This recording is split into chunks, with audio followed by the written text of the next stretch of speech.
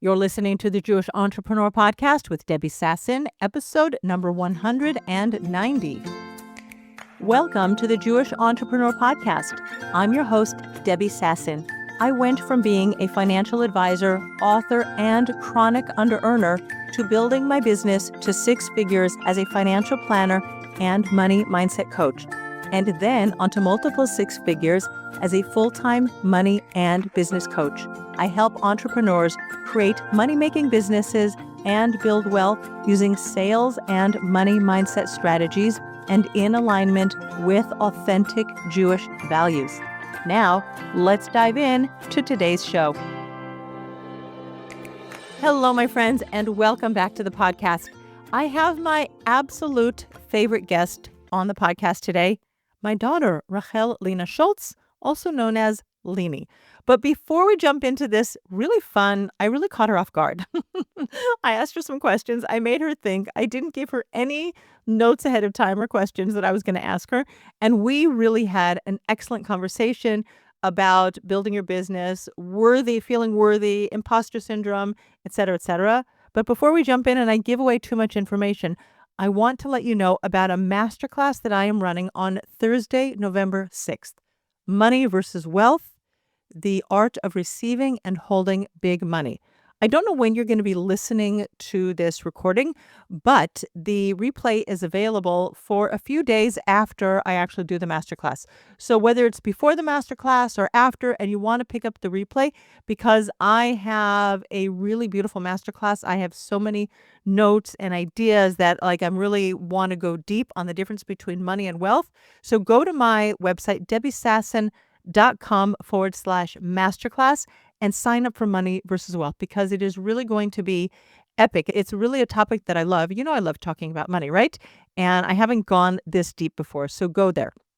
Now, let me just tell you a few hints about this episode, because it is really exciting for me as a mom, but also as a business coach and money coach, to interview my daughter as she is building her business. We did an interview together about 3 months ago. It was at the tail end of the summer. All moms are busy during the summer because your kids are not in the regular schedule.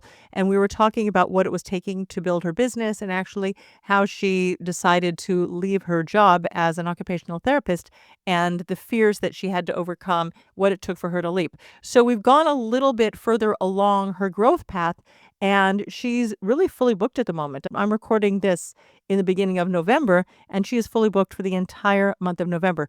So we talk about how she is taking care of herself both in her business and at home to give her more capacity to grow herself, to level up, to take care of her family and her business, and what things she's delegating and outsourcing. And we also talk about boundaries, which as women who have kids, women who have businesses and husbands, and they want to be involved in their community, sometimes we can take on so much and we put ourselves last. So we talk about self-care. We really go very, very deep on all of these topics. And it's such a beautiful context for anybody listening to this episode and wanting to really speak about women and boundaries, imposter syndrome, and worthiness around money. And I also give you a little sneak peek into a new money community that I am going to be launching very soon at the end of November. So dive in right now, because I know that you're going to take away something from this episode. All right, let's go. Lini, welcome back to the podcast. Hello. Thanks for having me again. I am so excited to have you on the podcast for a second time, because the last time we spoke, we were talking about your business and making the decision to even start the business, go all in, how you quit your job. Even that was a scary move. And your business is really thriving at the moment. So first of all, tell the audience, because maybe they missed our first episode together. So just let everybody know what you do, and then we'll talk about what has changed in the last 3 months since we last spoke. Okay, so I am a professional organizer in Israel. I work in Beit Shemesh and these surrounding areas. My background, you referenced before I left my job, I worked as an occupational therapist for 6 years in rehab. And then a year ago, when I gave birth to my youngest child, Alicia, I left my job as an occupational therapist to pursue organizing full time. And I love it, and I'm still doing it. And I'm very grateful that I'm busy and I have a lot of work. That's amazing. You know what I just realized? You Mhm. did something that I did For anybody who doesn't know, by the way, Lina's my daughter, okay? Yeah. And sometimes, we say the apple doesn't fall far from the tree, but you had your youngest. I mean, he might not be your youngest because Yeah. you're still young, but whatever. Yeah. But now you've started your business, but you actually went back to work. And then you decided to leave work. And I did that also with my youngest, who's now 18. I went back to work already knowing in my head that I was probably going to leave. Did you know that you would leave? Wait, no, so I didn't go back to work after Alicia, after my youngest. You didn't? Well, no, I never went back, but something similar did happen, and that is after Yessie, my third, I went back to the job I had before the last one. I went back for a month, and already that was when I started my organizing business. And already then I wasn't sure if I wanted to go back, but my organizing business hadn't kicked off yet, and so I was doing it as a side job. And then a month after going back to work, I got offered an OT position for a different company, and I took it and I left. And in my mind, I was thinking, maybe this is Hashem helping me leave my OT position because I was leaving the job I worked at for 5 years, went to work for a different place. And then I wasn't as connected because I wasn't there for so long. I worked there for less than a year. And so it was easier for me to leave. But when I made the switch, I was thinking, this is Hashem helping me leave. Why do you think it's so difficult to just like break the ties and jump into the next thing? Well, I think a big reason is leaving that stability of getting a paycheck every month, of knowing that you have work, of not having to be responsible of finding the work Hmm. and doing your own marketing. There's a lot of stability there. I think also when you work I was working for a government job essentially in the Kapochalim. It's like a government job. And there Yeah. is they do look at you as crazy when you go entirely independent, you know? Mm. I think there's also that, like, how could you leave? Like all the benefits and, and having so many colleagues and all these things. I think that's probably also part of it. I totally get that because I worked a government job for 18 years. Yeah. And it was exciting in the beginning. I was doing a lot of fun stuff, but as Yeah. I continued to stay in my government job, which has cushy benefits. I Yeah. have a retirement plan. I have my Karen Hishtalmut. I have other investments that the job offered me, plus that steady paycheck. But I wasn't growing and I wasn't developing. And I knew, like, I actually, after you were born, I really wanted to leave my job. But Mhm. that steady paycheck and the growing family, that's a really big deal. Very interesting. Third child syndrome. Must be the kind of, like, midlife crisis, that third child syndrome, something like that, but I held on for so much longer. I guess my husband is more of a planner than your husband. You're the planner, you're the one who's organizing. I'm the planner. My husband was in full support of me leaving. Okay, so let's talk about marketing because that is something that's really comfortable about being an employee is that somebody else is doing the marketing for you, Yep. regardless of the type of job you have. I mean, you can be a barista at your local coffee shop, and the coffee Yeah. shop is still doing the marketing for you. So let's talk about marketing because this is a huge issue for people in their own business. Yes. It's very hard. It's really hard for me. I really don't enjoy social media, honestly. Okay. I find it very time consuming. I also find it very noisy. Yeah. Like, there's just so much stimulation, and I really, really don't enjoy doing it. I know we spoke last time. I was like, yeah, like I'm working at it. I'm getting slightly better, but thank God. And like, I'm really grateful for this. I just have gotten so busy that I don't really have the time to spend on it. And so I've been like posting like very infrequently. And so thank God I recently hired someone that you had, I mean, he's editing this podcast. Right. My podcast editor, shout out to Krish, but now could be doing social media management for my daughter, Lini. But let's just even talk about that because Yeah. I have a very strong belief that, especially in the beginning of your business, Yeah. until you find your voice, until you figure out how to talk to people, that Yeah. you should be doing your own marketing because nobody's going to love your business the way you do.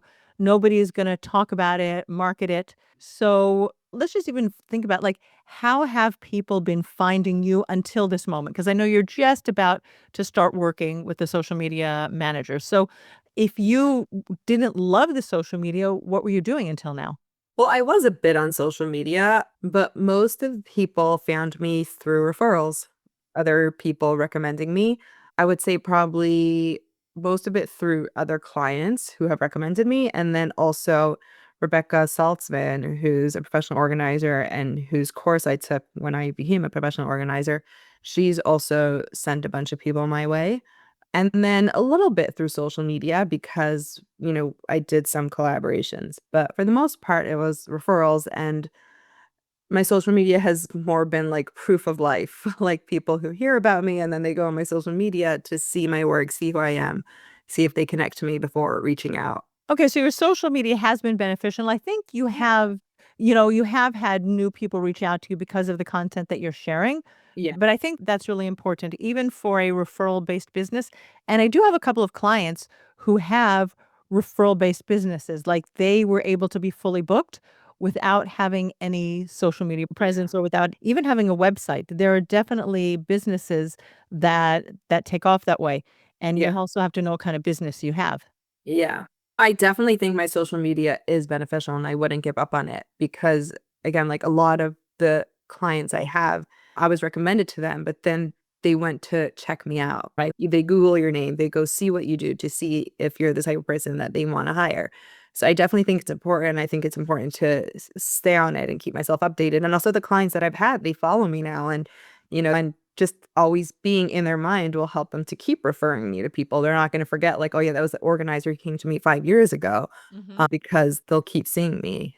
So I definitely think it's a very important part of my marketing. Yeah, it's also interesting because you say they'll keep seeing you, and as long as you keep sharing like really good organizing tips, because people who are not naturally organized, like you're one of the people who is pretty naturally organized, like we include myself in the not naturally organized group. So I'll see things on your social media and be like, "Oh, that's a really good idea," and I'll follow it. So your people will Yeah. continue to see you and be helped by seeing you in their social media feeds. And Yeah. and what about your website? Because that was something that you also invested in the beginning of your Yeah. business. Do people Yeah. go there? Do you have any idea? Do you look at your analytics? I don't even know how to look at my analytics, honestly. Okay, great. That's good to know. We'll have to learn about that. I love it. I had 2 or 3, I don't remember, people schedule consultations through my website, so I know that people obviously went there and scheduled consultations, but again, I think someone recommended them to me, and then they Googled my name, found my website, and they're like, "Oh, I can schedule a consultation here without having to call her." But, yeah, honestly, I haven't gone on my website in a while, and I should really update the case studies. I only have, like, 6 case studies up there, and I can I can probably put 20 or more now. Yeah. But again, it's like so many hours of work and I just haven't done it. Okay, so you have to be organized enough to find a time in your calendar to do those case studies. I'm little nudging you that it doesn't need to be done, but it's a good idea. The question is always thinking about like what would be beneficial to your potential clients that don't even know you exist yet Right. of you putting the case studies up on your website. Yeah, and that's a big part of what I'm going through now is trying to figure out this balance of, there's a lot. It's actually interesting. I think it was Thursday night. Josh and I had this conversation. Josh is my husband, where I was telling him, like, I feel like I used the word crushed when I spoke to him, but it feels like a very strong word. And I don't mean it in a strong way, but in a very good way. Again, like I'm very grateful. I have a lot of business right now and I'm working a lot and I'm a people pleaser. So if people like beg me, like, no, can you please come before this date? I like squeeze them in and I'm working like I'm going to clients 4 days a week and then I have, one CEO day. So I'm working every single day and I feel like I've lost that work-life balance. I also feel like some work tasks, like for example, updating my website or bookkeeping or things like that. Like there's certain things that are starting to fall between the cracks, things in my home that are falling in between the cracks. And I feel a little like lost, like I'm not managing my time well.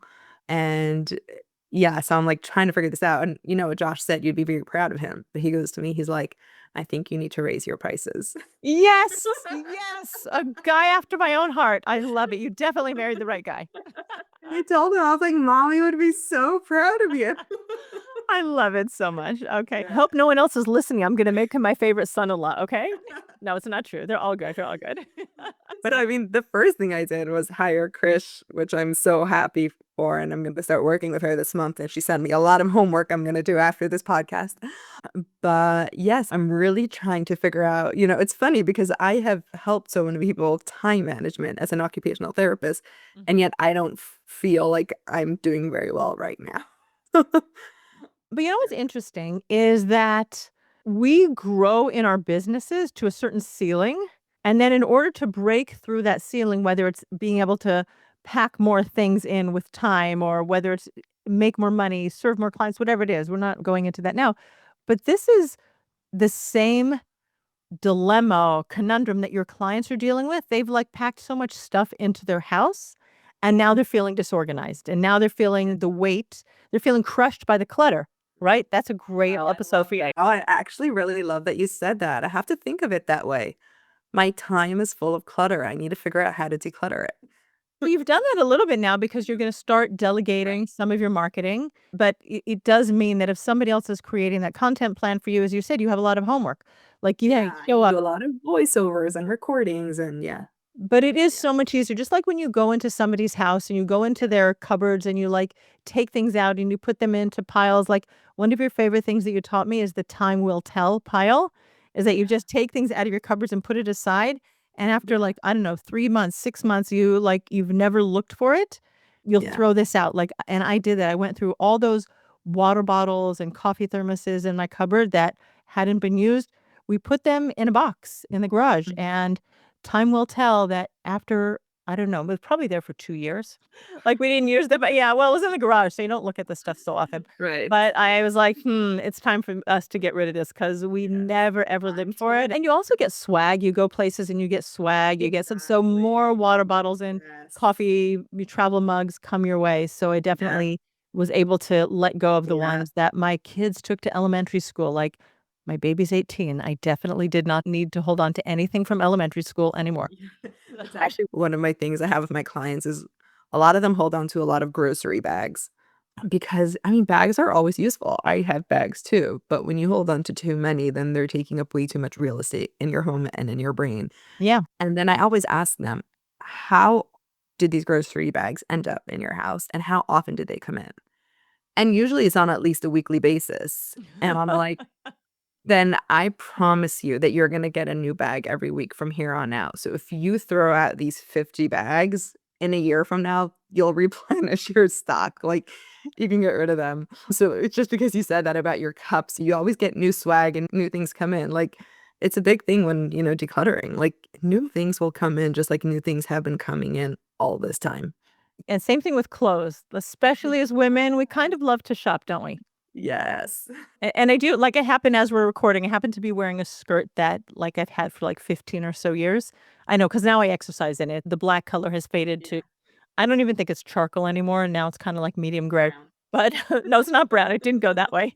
But, now I just exercise in it. But, yeah, but I don't need to buy, like, a new exercise skirt because I have the one that I used to wear to work, like, a gazillion years ago. So, yeah, but that's the way we have to think, like, if you want to grow to the next stage in your business, Yeah. something has to give, and Yes. you only have 24 hours a day. So either you're gonna say no to some things at home, and I know that you have someone who comes and helps you with whatever, Yes. cleaning, dishes, laundry, whatever she helps you with, so Yeah. that's you Which is also a delegating in new your home. thing. That's a new thing, there you go. Also since starting my business. Okay. It's nice. Yes. It's nice to have that help, Very. and you have a young woman who helps you, and she's earning money, and she'll be able to put it aside for her future life or whatever, so that's great. And Mhm. then you also outsource or delegate things in your business so that you can do what you are gifted to do in the world, because you've been given that gift of organization that you can Yeah. help people with. Yeah. So where do you see yourself going in your business in terms of, like, prices? Like, have you even thought about that? And how does that feel to you? I mean, I definitely think I will raise my prices. I told Josh in December. Okay, I'm just curious, what's stopping you from raising them, like, right now? I'll tell you what, Josh was like, because I'm saying since I started working as an organizer 2.5 years ago, every time I raise my prices, I raise it like 50 shekel and another 50 shekel. And Josh was like, I think you need to raise your prices. And like, I think you should raise it like 300 shekel. Wait, He's like, stop doing these little baby steps. So I was like, no, no, that's like way too scary. what's scary about it? And this is such a useful conversation for everybody. What's It's scary a about good raising? question. I'm thinking about it. So I think it's twofold. I think probably the main reason is I don't feel worthy of that yet. I feel like I need to have more experience. I need to be better in order to be worth that much. I think that's one big reason. Wait, tell me more about this. Because no, because wait a second. This is a little sneak peek. This is Yeah. a shameless plug for me Yeah. Yeah. that I am launching a new money community that you don't even know about called Worthy Money. Wow. Look at this. So I just love that you mentioned that you don't feel worthy. Yeah, yeah, I'm really synchronicity. I understand. love What's it it. called? Segue. Yes, I guess whatever. Well, it's synchronicity, serendipity, segue, whatever it is. All these S words. But like, what does it mean to feel worthy of raising your prices by 300 shekels? It's for a package or it's for an hour? Like, no. What would it be for a package? No, he was saying like per session, raising it. Okay. Wait, so what were you asking? Because this is what happens is we have a thought, Yeah. right? That I'm not worthy of raising my prices by Yeah. 300 shekels per session, Yeah. right? And when you think that thought, how do you feel? Well, I'm saying I have like the reasons in my head why I'm not worthy. Yeah. Is that what you want to know? Okay. I wanna know how you feel because what I know what you're doing is you're convincing yourself that you don't have enough experience, you need to have more case studies, even though you told me you have, like, 20 case studies to put on your website. So I'm curious, like, how many, like, clients you need to work with before you feel worthy, but we'll get there. But are you, like, believing, like, you really feel that's true, that you don't feel worthy of raising your prices? Yeah, because I feel like I do believe I can raise it a bit, but I feel like I'm saying the more you charge, the more professional you need to be. So obviously, it's like in any profession, when you're a beginner, you're going to make more mistakes. Yes. Okay. So you're not going to necessarily give your patients, your clients, whatever, the best recommendations. Like as an OT, I felt very comfortable working in a hospital setting or in the Coupa because I'm saying people know when they come to the Coupa, they might get beginner OTs. And if they really wanted to make sure they got top notch service, they would go find a private OT. And they Mhm. would pay the money to know that they're getting someone who's probably not going to make mistakes. We're human. There's no such thing as nobody making any mistake ever. Right. And so I feel like it's the same thing as an organizer. Like I know that, when I first started, I gave clients some recommendations that weren't that good. Okay. And I've learned from those mistakes and I'm much better now. And my recommendations are a lot better. I've also tested certain things in my own home so I can give better recommendations now and better systems. And also, like, I have gotten more efficient and I work faster than I did at the beginning. And just feel like, my efficiency, my being professional, knowledge, like all those things, like they improve with time. And then you can also charge more because clients are going to want to know that they're going to the best, that they are getting the best advice for them. Mhm. When they're paying a certain price, they want to know that they really reached out to one of the best people. So I just feel like I need to have more experience to be charging more because I have learned so much in 2.5 years and I will keep learning. Yeah. Okay, so when you're thinking that you're not worthy yet of that price, but I think what you're saying is that you just feel inexperienced, and then when you're feeling that, inexperienced you're gonna tell yourself you need to do more, you need to learn more and be more efficient, make better suggestions. What do you think will change in 1 month? Okay, so I'm working with a lot of clients over the next month. Okay. I'm working in November, I'm working 4 days a week. So I know that I'm going to be getting a lot of experience over the next month and I have a few new clients starting with me. So I'm like, okay, in a month from now I will be a different person. Yeah, that's totally true. I have to remind you, though, that your sister is due to give birth in November, okay? So I don't know if it's a boy or a girl, nobody told me, but I'm just letting you know that you might have to, 50-50. You might have to move one of your meetings. Anyway, I told him like after November I need to take a little vacation. that's also true. That is so true. Listen, after the Jewish holidays and everything, and visit from my parents, your grandparents, like it's been a very, very busy September, October. And I totally put you on the spot. So thank you, because we had no idea we were gonna have that discussion about prices. So thank you for playing along with me and letting all of our listeners know how our minds think. And a lot of people have this. They feel like an imposter. They feel like they need more experience. But more experience is kind of like an amorphous term. But if you tell me, okay, 30 days, I have 4 clients a week for the next 4 weeks, I'm going to have 16 more sessions. And then I'm going to feel like I'm worth that much more money or my services are worth that much. Like, here's your time in the next month to really focus on the way you're thinking and notice how valuable your services are, and this is for everybody listening, is really notice how much time you're saving your people when you help them organize their house. So we talked about being crushed by your clutter. I think you should have a program like that. We should talk about that. Scaling crushed by clutter, how to declutter your house and get your life Yeah. back. Okay? Yeah. And I'll take commissions on it because I just suggested it to you. So, like, just notice when you're going to people's houses and you're Mhm. helping them, how much time are you saving them in their life on a day-to-day basis by Right. helping them organize their life?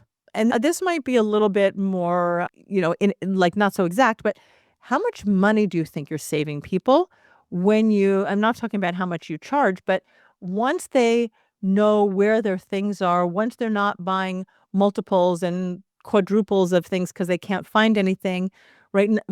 How much money are you saving them? Or even if you save someone money, they have a parking ticket, God forbid, but whatever, and they don't have a place where they keep their bills, and you've now organized their desks for them and they're paying their parking tickets on time. So you've saved them all of those extra fees or their electricity bill or whatever.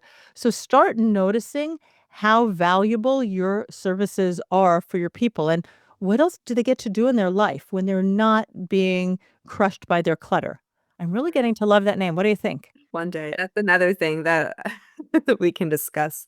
Mm. Was because I was thinking of starting some sort of course or digital product, and then I decided not yet. I'm crushed by my own decisions of not Uh, sticking to my boundaries of only seeing 3 clients a week and how did that happen? If you felt like 3 clients was your max and now you've gone to 4, what happened that you let your boundaries slip a little bit? wanting to please my clients. But is there, like, money fear that you're not gonna have enough money or you're not gonna be able to get through the month? Is that part of it also? I don't think it's money fear. I do think it's, like, exciting, like, "Oh, like, I'll stick another client and I can make more money." Mhm. So I don't think it's money fear, but I do think that, it is exciting to be able to make more money and be more successful.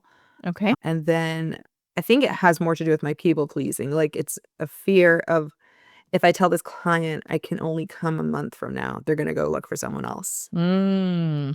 Yeah. And I wanna be there to help everyone.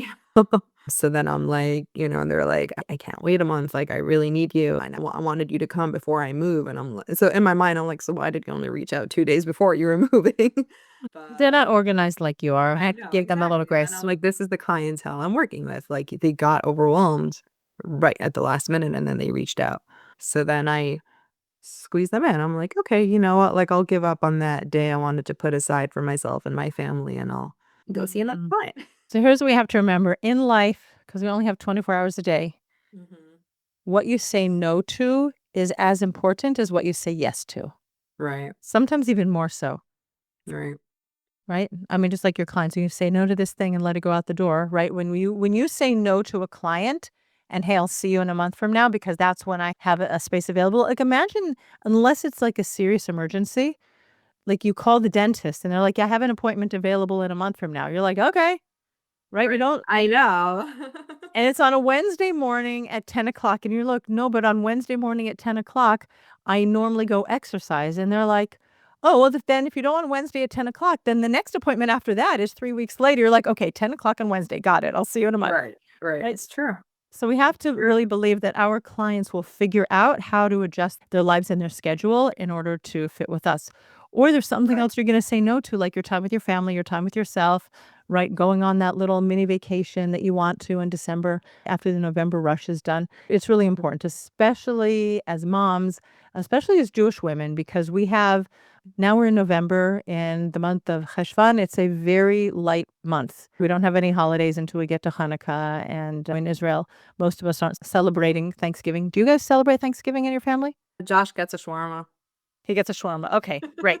With turkey meat? With turkey, of With course, that's why turkey. he gets Okay. it.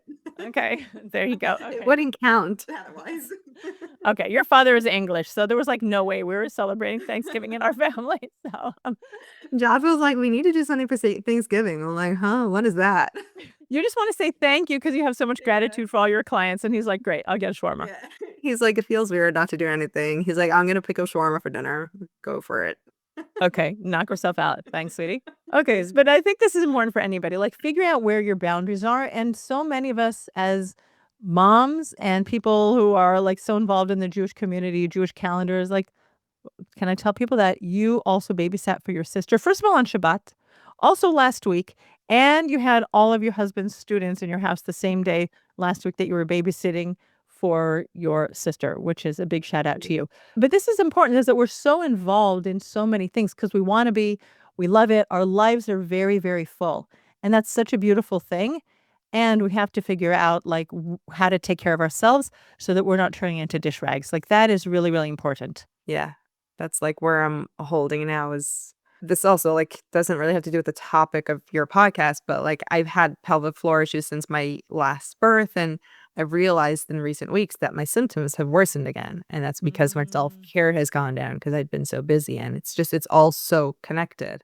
I feel like my It is body totally connected to everything, and we're yeah. talking mostly to women here who are Yeah. listening in, and we need to take care of our bodies, we need to exercise, we need to sleep, we Yeah. need to feed ourselves really well. I think the number one thing that we as women in business need to focus on is like keeping us like in the zone, keeping your energy high because you are like stretching your capacity to serve so many people in your life, in your business, right? That if we want to be able to have that capacity, we need to take care of ourselves really well. We're the most important asset of our business Yep.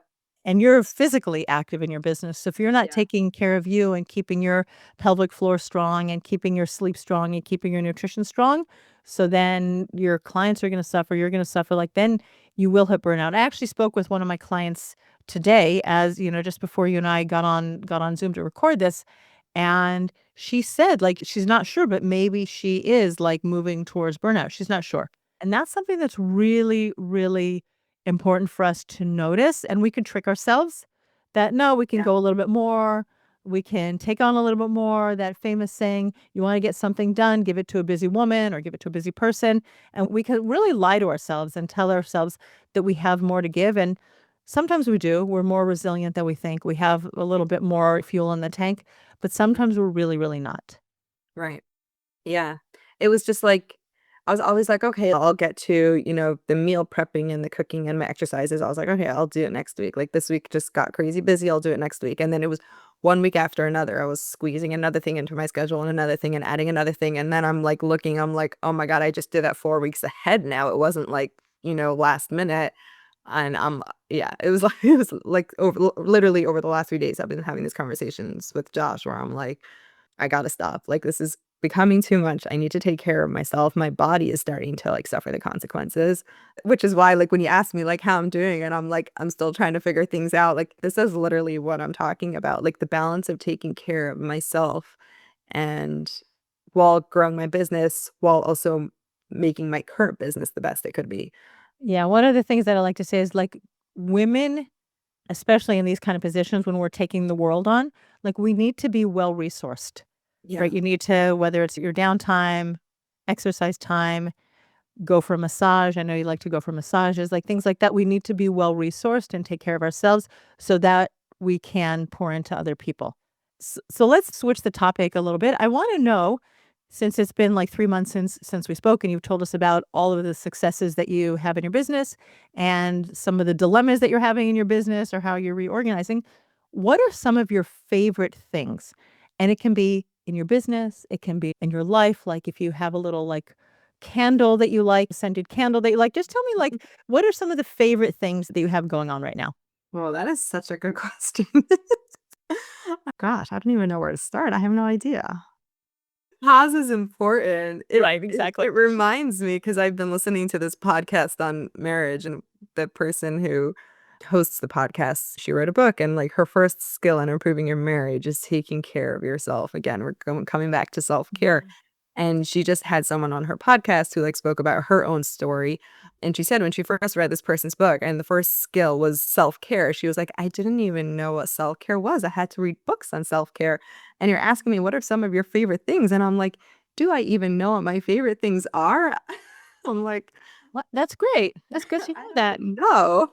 I mean, you have these great organizers I see on your Instagram. I'm like, "Oh, wow, it is whatever." It was like such an open question, you could answer it however you Yeah, wanted. But yeah. I'll tell you what I did. I think I spoke about it on my podcast last week, is that I have you know that they have these little packages with facial masks? You open it up and you put it on, it's like this kind of, I don't know, this kind of cloth kind of thing filled with goo, and you put it on your face. So I did one of those a couple weeks ago, right before my grandparents came to visit, and Mhm. my skin felt so good after it. I Mhm. loved it. And then you know what I did? I was like, I have to go on Amazon and I have to buy more of these. And it was Yeah. in my cart for like a whole day. And at the end of it, I'm like, Debbie, you're never going to do this. That one was in your cupboard for over a year. Like, don't clutter Yes. up your cupboard by getting more of these things. Good. You'll just be sitting there like, I'll hit 120. You guys are going to have to throw them out. But anyway, Yeah. but sometimes there are things like that, whether it's, I don't know, essential oils that you like if you use those, or just exercising and going and exercising. I went for a half an hour walk this morning before I started work, or as the seasons are changing, is there a new drink that you're drinking or a food that you're eating? What about something like that? Well, I love my coffee, Yes. but I feel like that's so cliche. Like everyone loves coffee these days. I do love weightlifting, Okay. which I should do more of. Okay. But I find it gives me like a very I feel very empowered when I weightlift. I feel strong, I feel capable, I feel like I'm taking good care of myself, and I enjoy seeing my progress. Hmm. So that's something I love. Recently, when I take my kids to and from their daycares, so I love instead of looking at my phone while I'm walking, just looking at the sky. And I'm like, I haven't done this in so long. Like we're always looking down at our phones. So that's like been really nice. But I don't know if it's like my favorite thing. It just like came to mind because we were talking about exercising. I mean, I do love I organizing. I love my job. Okay, well, that's good. And I think the thing about Yeah. walking and looking, because I say I have the best conversations with God when I do that, right? Even if I'm not looking at my phone, but I'm listening to a podcast, it's Mhm. so different. Like today, I went for that walk, that 30-minute walk, and I feel so free, Yeah. right? Like, and that can fill you up. That can be the thing that just fills you up and gives you the energy for the day. Yeah. Yeah. Right. It's true. We're so used to being so connected all the time. Yeah. And thinking we have to do more. I mean, even if it's listening to a podcast on marriage, right? I mean, and I'm not saying don't listen to a podcast on marriage or listen to a podcast on business. Hello, all of my beautiful listeners. But I'm a huge podcast listener. I listen to business podcasts, marriage podcasts. I listen to lots of different kinds. Yes. But yeah, I mean, I really love my job. I do. We're talking about favorite things. I think my job is one of my favorite things. amazing. Yeah. You still have that spark, right? That like it Yeah. helped you to take the leap 2.5 years ago. Yeah. Like I still got excited every day when I come to organize the client's house. I'm like, yes, like, like having the vision of the transformation I'm going to like create in their space it, and in their life, it still excites me. Amazing. So Yeah. if you were going to give our listeners like 2 to 3 tips, organizational tips, right, that they can take away and they could use them in their business, they can use them in their personal life, like there's the time will tell. So what are the 3 things that you're like, if you do these things in your home or business, this will make, I don't know, an 80% difference in the way your life is organized? What would those 3 tips be? Okay. So, first, work in small spaces. Don't try to conquer your whole office or your whole room or your whole house, of course, in one go. You choose one little corner, a few shelves, a few drawers, whatever it is, like one little space at a time. Set a timer for like up to 15 minutes, 5, 10, 15 minutes, whatever you have. Take a bag, a garbage bag. A really good term I heard from a different organizer is trash bag therapy. And Nice. just look for trash, okay? We're not talking about maybe items or where you have to start questioning, "Do I use this? Do I not?" Like, just look for trash. Every home has trash. I have trash, you have the clothing in your closet that are torn, you have expired products, you have wrappers, the kids like art they brought home 2 years ago, like, every house has trash. In my house, what happens to art the kids brought home 2 years ago. It's because daddy gave it to us, Yeah. and I wanted to throw it in the garbage. Right, your But father's this a very sentimental sentimental mess. person wanted to look through it. It's been 2 years, he hasn't looked through it yet. Oh, we have to respect other people, so even in my house, I have things I wanna declutter that haven't been decluttered yet. Okay, I love it. Yeah, so trash bag therapy, like, literally, like, choose a few drawers, a few shelves, take a bag, go throw out the trash. I Um, love that. It's like the antidote to retail therapy. I love that so much. yeah. Trash bag therapy. Okay, Yes. sign me up. So that's one tip. So another tip for decluttering. So once you've cleared out all the trash, now we're up to the maybe items. Mhm. So I'm saying there's so many questions that you can ask yourself to know whether or not you should declutter something. You brought up the time will tell. So I can just like explain what it is, which is also a great Yeah. thing. So things you're not sure about, put aside in a time will tell bag, bin, whatever you find, and put it out of sight. Stick those thermoses you don't use, those mugs, the clothing you haven't worn in a long time, but maybe you'll go on a diet and lose the weight and fit back into it, but you don't know. There's all these things that we haven't used in a very long time, but yet something inside of you doesn't feel ready to part with it yet. So we put it in a time will tell box and we put it out of sight. So it's going to go on the top shelf in the closet or in the storage room or put it out of sight. You can write on it time will tell, put the date on it. So you haven't thrown it out. You still own it. It's still in your possession and then come back to it in 6 months or between 6 and 12 months, whatever you're comfortable with, or less if you're comfortable with that. And if you haven't used those things, within the deadline you gave yourself, then time has told you you don't need them and you can get rid of it. And if you do need it, you're like, oh, I actually do want that kitchen appliance I thought I don't use, then it's still in your possession. You can go find it in whatever shelf or closet you stuck it in, pull it out, put it back in your drawer, and now it's part of your kitchen again. So that's another good way to know if you should declutter something. Nice. What's another good organizational tip? What about bringing things into your house to help you organize? Because that's what I saw some this like you helping someone organize their I call it my messy shelf or messy drawer, like all the pencils and the scotch tape and the paper clips. Like, is there a specific thing that you love to use to organize? Okay, so probably my favorite organizing products, well, probably my top favorite one is adjustable drawer organizers. Okay. I love them because they're adjustable and I use them in so many different places in my house. And where like a bin kind of limits you to the space, of the size of the bin. An adjustable drawer organizer just splits the drawer and then you can move it. So if your winter things take up more space, you can move it. And if, now you're into healthy cooking and you have it in your pantry, you can give the healthy ingredients space in your pantry, more space. And then you can move it Mm. when you have more snacks in your house because our lives are so dynamic and things change all the time. And I just found this to be the best product, the best investment for the long term because they're so adjustable. Where do you Um, get them? Is this an Amazon product? so I found really good quality ones on Amazon. I've tried different Israeli ones that I picked up in local stores and I didn't like them. They fall apart. Mhm. I found really good quality ones on Amazon that ship and they lasted me so long. Like I haven't had to replace any of them. I have bought more for different places in my house, but the ones I have bought a few years ago, I haven't had to replace even one. They really hold up really well. So I think we should put a link to that in the show notes so that people can know what we're talking about. You'll send me the link Yeah. and we'll do that. Sure. Okay. That's probably my favorite organizing product. I love shelf dividers, which is also very good in Israeli kitchens when we don't have a lot of cabinet space. So it kind of Mhm. makes a shelf within a shelf, and then you have two layers in a shelf. Right. I love Lazy Susans, also amazing. I guess I'd probably say those are my three favorite organizing products. Okay. We'll put a link because you really, really like that shelf divider one, the drawer divider one. So we'll definitely and I like the way you say things shift in our life. So this week we might be into really healthy products. So we might be eating like quinoa and bulgur, and next week Mhm. we might be back to the cookies and the chocolate. So we can just Yeah. adjust it accordingly. I love that. Yes. All right, Lee, thank you so much for being on the podcast this week. And I'm going to have you back again.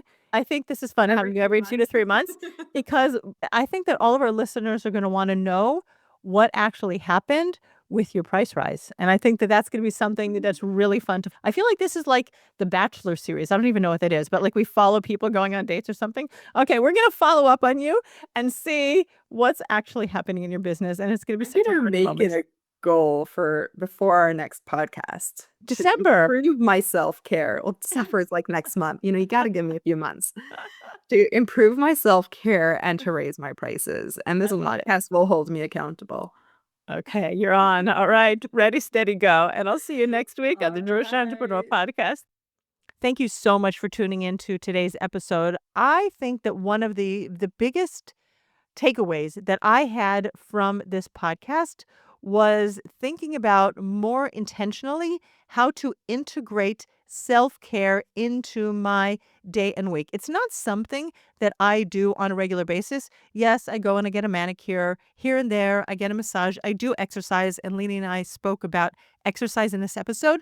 But the intentionality behind it is something that I don't have. I do have that tendency to go, go, go, take care of my family, my parents, my clients, and not put myself in the picture as much, thinking I'm that like workhorse. I mean, hey, I've got 60 plus years of like being the go get 'em girl and doing it. So I am really glad that we had the conversation and figuring out, where my boundaries are, what I need, and being more intentional and planning for myself around self care so that I can stay in the zone, as I talked about on the podcast, and show up for me, for my family, for my business, and for God in the best way that I can.